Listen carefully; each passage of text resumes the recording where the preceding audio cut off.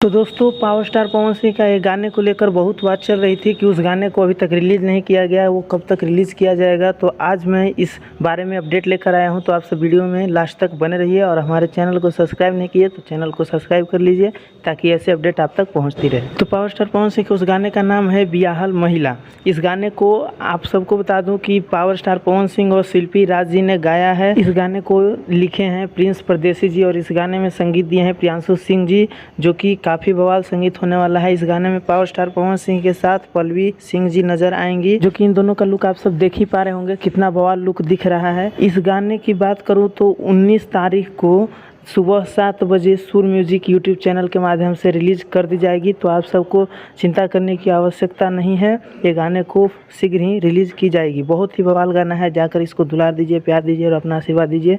साथ ही हमारे वीडियो को लाइक करके चैनल को सब्सक्राइब अवश्य कर लीजिए ताकि ऐसा अपडेट आपसे छूट ना जाए। धन्यवाद।